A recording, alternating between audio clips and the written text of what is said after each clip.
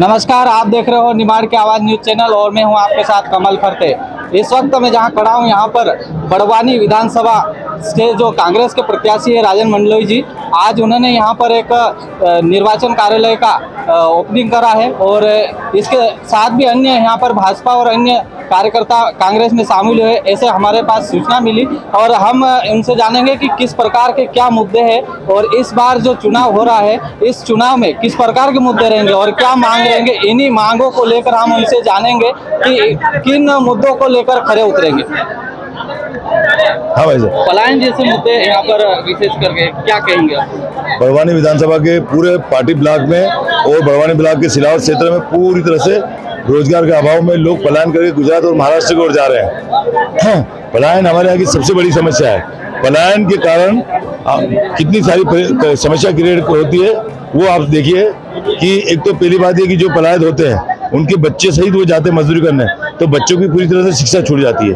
दूसरी बात, गांव में रोजगार का अवसर नहीं है, उसके लिए वे पेट पालने के लिए जहाँ जाते हैं वो कैसी विषम परिस्थितियों में वहाँ रहते हैं, उनका जीवन स्तर बहुत खराब हो जाता है।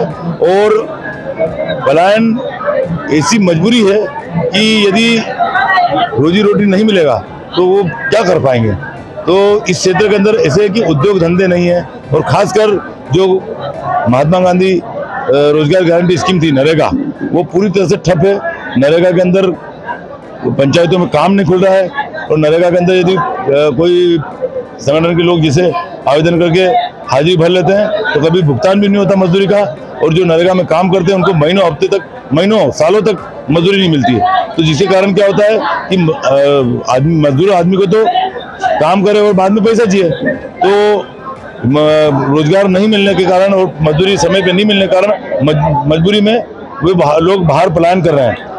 जनता आपको अगर मौका देती है तो पलायन को लेकर आप किस प्रकार काम करोगे? पलायन की समस्या को दूर करने का एकमात्र साधन यह है कि गांव के अंदर रोजगार क्रिएट करो, रोजगार के अवसर लाए। रोजगार यदि गांव में मिलेगा तो लोग क्यों पलायन होगा। ये जो महात्मा गांधी रोजगार गारंटी स्कीम ये इसलिए लागू करी थी कि गांव के लोगों को रोजगार मिले। जिन लोगों के पास काम नहीं होता है तो वो गांव के अंदर ऐसे काम करे जिससे गांव का विकास हो, जैसे खेतों का सुधार के लिए मेड़बंधन करे, है नहीं, गांव के लिए पहुंच मार्गों में कच्चे रास्ते जो है वो मजदूरों के हिसाब से हो, और आने जाने के रास्तों के अलावा बहुत सारे जो काम है वो इसे नरेगा के अंदर हो सकते हैं, जिससे गांव का भी विकास होगा और लोगों को रोजगार भी मिलेगा। पार्टी एक आदिवासी बाहुल्य विकास करने यहाँ पर शिक्षा, स्वास्थ्य, पलायन ऐसे तमाम मुद्दे हैं। इस पर आपको अगर जनता मौका देती है तो किस प्रकार काम करोगे? देखो, बड़वानी की जनता इस बार निश्चित तौर पर हमको मौका देगी और यदि हमको अवसर मिला है सेवा करने का तो शिक्षा का क्षेत्र ये है कि आपने सुना होगा कि जो आदिवासी विकास खंड है वहाँ कई जगह स्कूलें बंद हो रही है। हम ये वापस प्रयास करेंगे कि गांव-गांव में स्कूलें खुले और बच्चों को पढ़ने के लिए अवसर मिले और यहाँ के बच्चों को गुणवत्ता वाली और अच्छी शिक्षा मिले, और ताकि भविष्य में उनको नौकरियाँ और रोजगार मिले। दूसरी बात, जो शिक्षा के क्षेत्र में यहाँ पर कंपटीशन कर सके ऐसी शिक्षा मिलना चाहिए। और स्वास्थ्य की हालत है कि पार्टी ब्लॉक की 45 पंचायत और 110 गांव के लगभग है, उसके बावजूद यहाँ पर डॉक्टर नगण्य है, पैरामेडिकल स्टाफ नील है, और आपने देखा होगा बिल्डिंगें बन गई लेकिन वहाँ गांव में नर्सें तक नहीं जाती है। तो यहाँ का पर डॉक्टरों को लाएंगे और जो पैरामेडिकल स्टाफ है वो भी बढ़वाएंगे और गांव-गांव में स्वास्थ्य सुविधाएं उनको प्राइमरी स्वास्थ्य सुविधा मिले। और साथ में हम ये प्रयास रखेंगे कि बड़वानी के अंदर मेडिकल कॉलेज खुल जाए। यदि बड़वानी के अंदर मेडिकल कॉलेज खुल जाएगा तो जो इस क्षेत्र के गरीब आदिवासी जो पैसों के अभाव में इलाज नहीं करवा पाते और अपने मरीजों को वापस घर ले आते और उनके लिए मरने के लिए छोड़ देते, ऐसे लोगों को यहाँ सुलभ और सस्ता और निःशुल्क इलाज मिले, ये प्रयास करेंगे। आपने देखा होगा कि इस आदिवासी क्षेत्र में बहुत सारी बीमारियाँ जैसे सिकल सेल जैसी है, फिर एनीमिया की है, तो यहाँ का पौष्टिक आहार वगैरह नहीं है मिल पाता, जिसके कारण इस प्रकार की बीमारियाँ होगी। तो हम यहाँ ये मतलब लोगों में जागरूकता लाएंगे और लोगों को पौष्टिक आहार और सब चीज़ों उपलब्ध करवाएंगे। आपने देखा उन्होंने हमारी चर्चा में खास बताया। मैं उनसे ये भी जानूंगा कि बड़वानी विधानसभा से एक निर्दलीय प्रत्याशी जो जयेश संगठन से है, और आपको हम बता दें कि जयेश के राष्ट्रीय सदस्य हिलालाल अलावा को मनावर विधानसभा से उनको कांग्रेस की तरफ से टिकट दिया है, लेकिन बड़वानी में यहाँ पर निर्दलीय के रूप में जयेश का एक प्रत्याशी मैदान में उतरा है, तो उसको लेकर क्या कहोगे? जयेश का कहाँ का प्रत्याशी? जयेश का कोई प्रत्याशी यहाँ नहीं लड़ रहा है।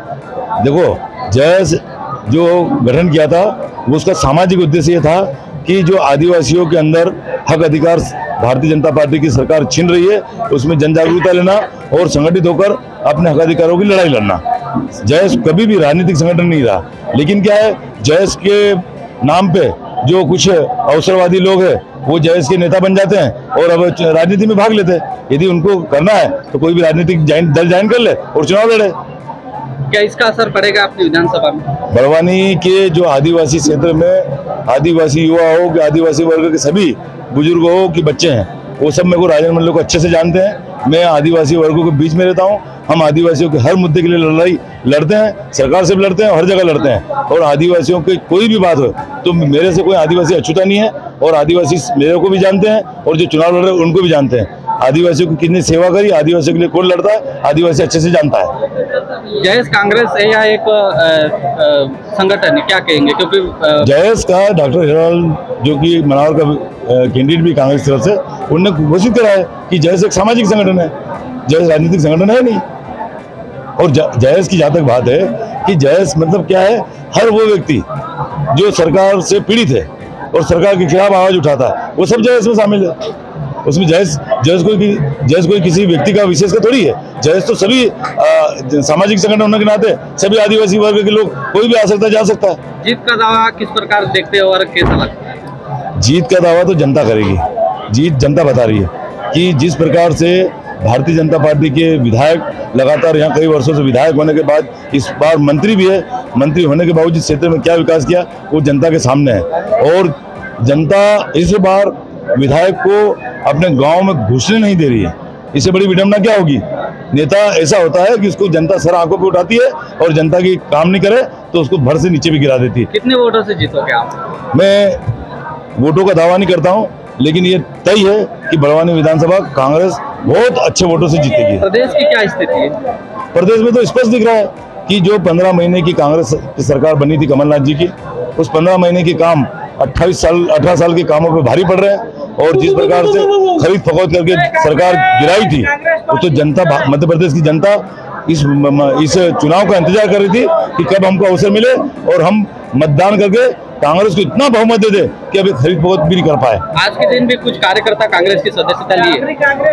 भारतीय जनता पार्टी से जो भारतीय जनता पार्टी के लोग जो उन्होंने अपना जीवन गुजार दिया भारतीय जनता पार्टी में, लेकिन किस प्रकार से उनकी उपेक्षा हुई, किस प्रकार से उनको सम्मान नहीं मिला, ये सिर्फ भारतीय जनता पार्टी में दलालों, उद्योगपति और जो दलाल है ना, उनकी सरकार हो गई और भारी भ्रष्टाचार हो रहा है। इससे वो भी त्रस्त होकर इस बार कांग्रेस पार्टी ज्वाइन कर रहे हैं और बड़ी संख्या में जहां जा रहे हैं, हर गांव में, आज तो 8-10 गांव का है, लेकिन हम जिस गांव में दौरा करते हैं वहां कम से कम 50-100 कार्यकर्ता रोज हमारी पार्टी ज्वाइन कर रहे हैं। हमारे साथ जुड़ने के लिए बहुत बहुत ये थे हमारे साथ बड़वानी विधानसभा से कांग्रेस प्रत्याशी राजन मंडलोई जी, जो हमारे साथ 1-to-1 चर्चा करें और अपने खुद की जीत के लिए भी दावा किया। साथ में प्रदेश में भी कांग्रेस की सरकार बनाई जाएगी, ऐसा उनका दावा है और वह तो समय ही बताएगा।